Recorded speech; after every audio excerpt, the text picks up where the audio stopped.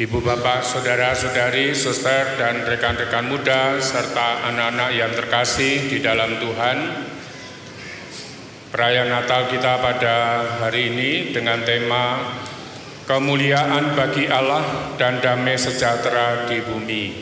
Kalau kita tadi mendengarkan kutipan yang lebih lengkap, pada bagian akhir tadi dikatakan kemuliaan bagi Allah di tempat yang maha tinggi dan damai sejahtera di bumi.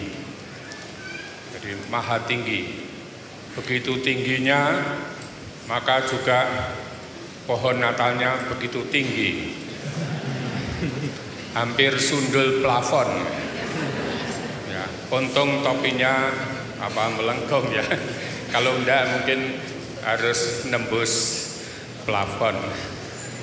Ya, memang Allah yang tinggi, Allah kita yang kita imani, itu Allah yang sebenarnya bukan hanya berada di tempat yang tinggi, tetapi juga hadir di tengah-tengah kita. Dan juga kehadirannya itu membuat orang mengalami damai sejahtera. Damai sejahtera bagi mereka yang berkenan di hadapan Allah. Nah, damai sejahtera yang berkenan di hadapan Allah itu berarti damai sejahtera menurut ukuran Allah, bukan sekedar ukuran manusiawi kita. Mengawali ini saya juga ingat akan apa yang dikatakan oleh seorang filsuf, Santo Irenaeus, yang saya kenal waktu kuliah filsafat. Santo ini terkenal dengan ungkapannya yang biasa mungkin kita juga pernah mendengar, Gloria Dei vivens homo, atau Gloria Dei homo vivens. Artinya apa? Artinya kemuliaan Allah itu akan terpancar pada manusia yang hidup sebagaimana mestinya. Bukan sekedar hidup-hidupan, tapi hidup menurut kehendak Allah. Atau juga bisa dibalik, manusia yang hidup seturut kehendak Allah, manusia yang hidup sebagaimana mestinya, itu memancarkan kemuliaan Allah. Jadi sebenarnya antara kemuliaan Allah dan keadaan manusia itu saling berkaitan. Bukan sesuatu yang harus dipisahkan secara tegas, secara dikotomis begitu. Tidak, itu saling berkaitan. Nah, saudara-saudari yang terkasih dalam Tuhan, dalam perayaan Natal ini kita sungguh diundang untuk mengalami sukacita yang sejati. Sukacita karena apa? Karena kabar gembira bahwa Allah yang maha tinggi itu telah mengutus putranya untuk datang ke dunia, yakni Yesus Sang Penyelamat, untuk menebus kita semua.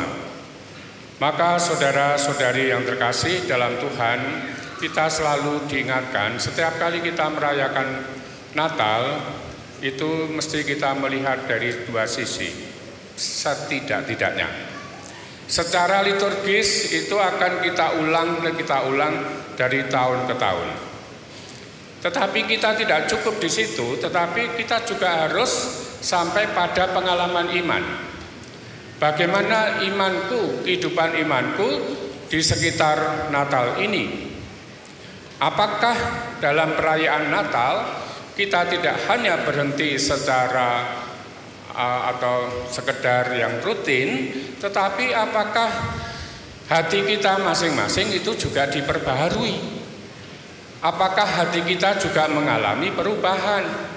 Sehingga sukacita yang kita rayakan setiap kali Natal itu bukan sekedar sukacita yang superficial yang hanya di lapisan atas, tapi sungguh sampai mendalam, sampai ke dalam hati kita sendiri. Bagaimana kita bertanggung jawab sebagai murid-murid Tuhan untuk mengalami sebagai orang Katolik, bagaimana kita hidup menggereja dan hidup bermasyarakat secara baik dan benar.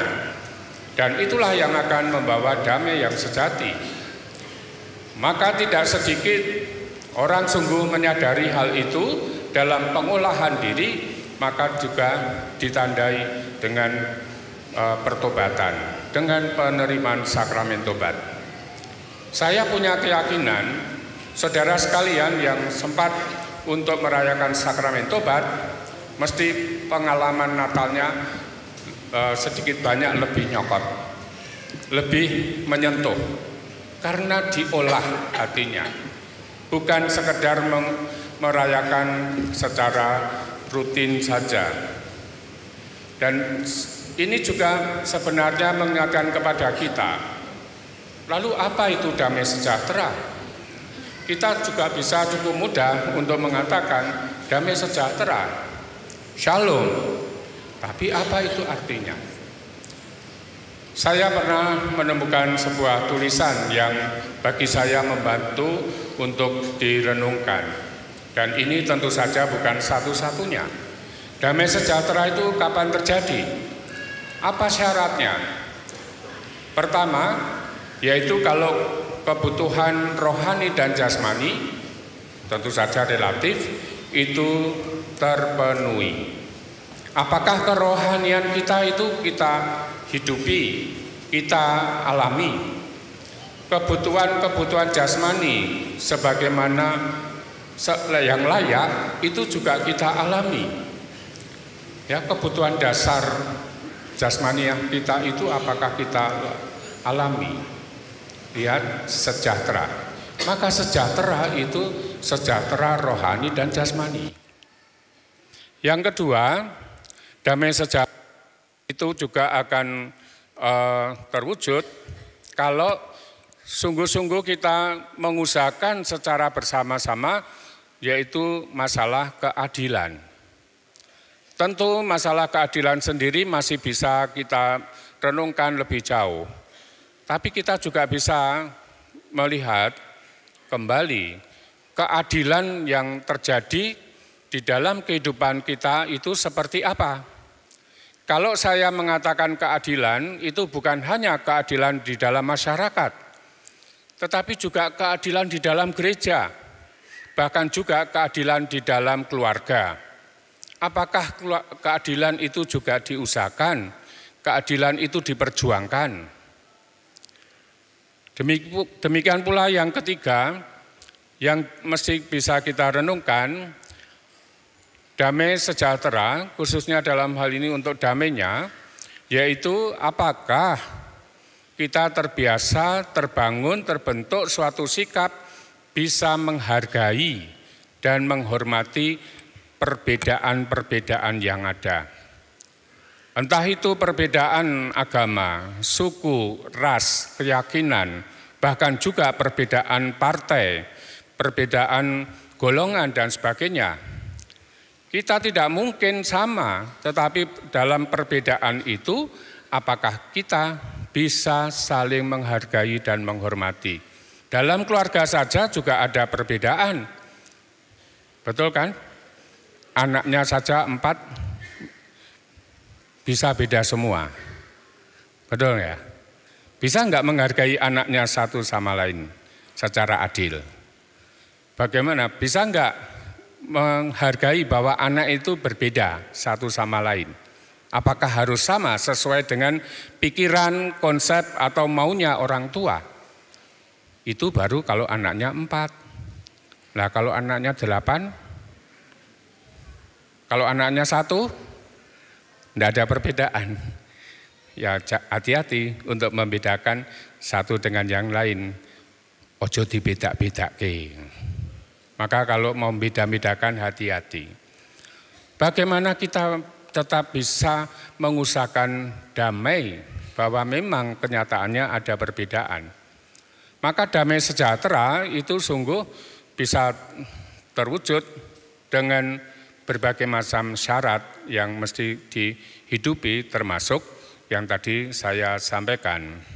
Nah saudara sekalian, dalam kesempatan ini kita juga diingatkan bahwa menghayati Natal itu tidak lepas dari situasi dan kondisi di mana kita berada. Dan sebagai murid-murid Kristus kita juga dibantu, tuntun, juga diberi kesempatan oleh lembaga gereja yang kita kenal, yang kita ketahui, kita ikuti, baik itu KWI maupun PGI. Seperti tadi kita dengarkan, bagaimana pesan yang disampaikan kepada kita itu juga harus sungguh kita hidupi konteks di mana kita berada. Saat ini kita merayakan Natal, tapi kita juga akan melangkah ke depan menyongsong tahun berikut. Nah, tahun berikut, tahun 2024, warnanya macam-macam, tetapi secara khusus akan terjadi pemilihan presiden dan wakil presiden dan juga calon legislatif. Kita tidak bisa menutup mata. Sebagai warga negara Indonesia, sebagai umat beriman, apapun yang terjadi kita diundang untuk ikut mewujudkan pesan itu. Jadi Natal itu juga mendorong kita untuk semakin menjadi orang yang hidup menggereja dan bermasyarakat secara benar.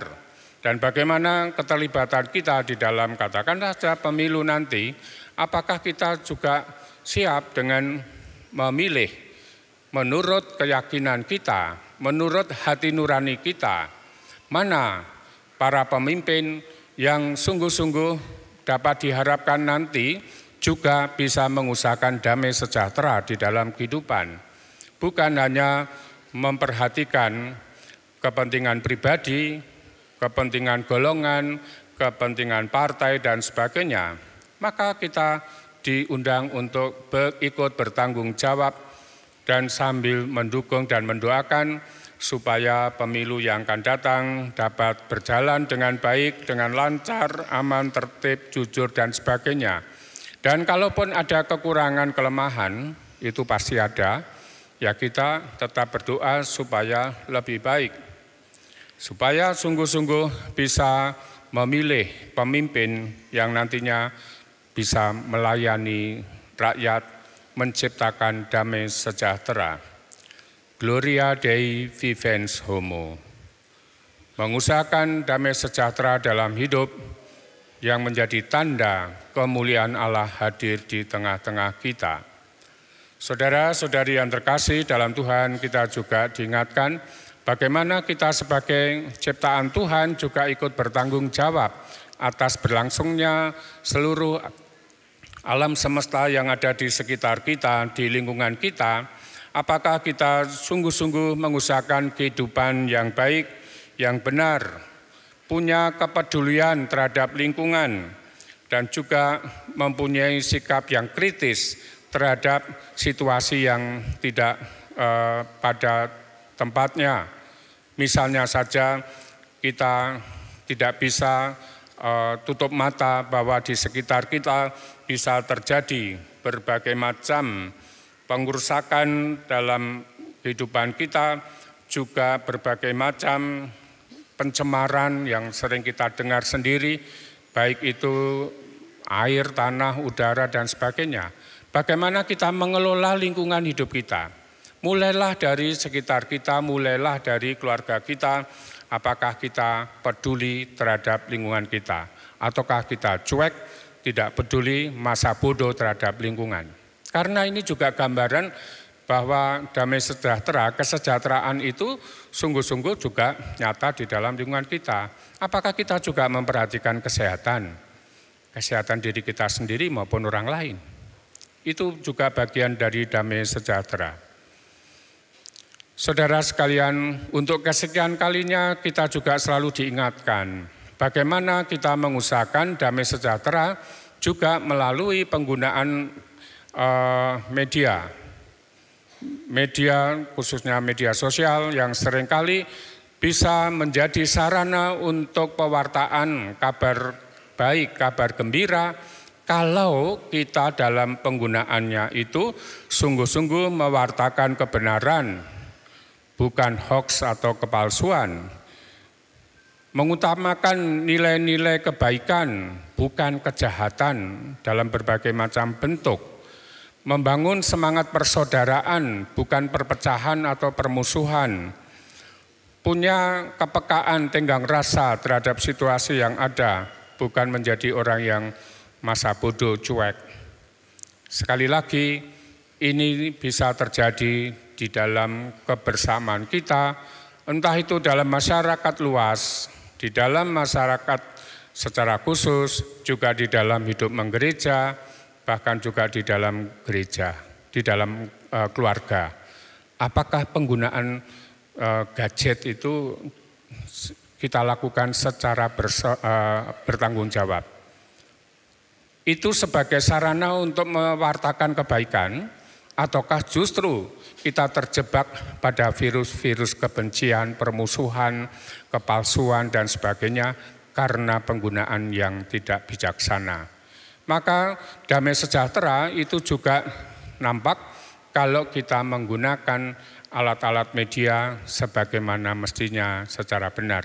Pewartaan kebaikan, pewartaan kabar gembira, bukan yang sebaliknya. Saudara sekalian, kita semua hidup di dalam dunia yang ramai. Dalam dunia yang mengalami bukan hanya cepat, tetapi ada percepatan. Serba hiruk pikuk. Ya, komunikasi kita dengan siapapun juga bisa terjadi selama 24 jam.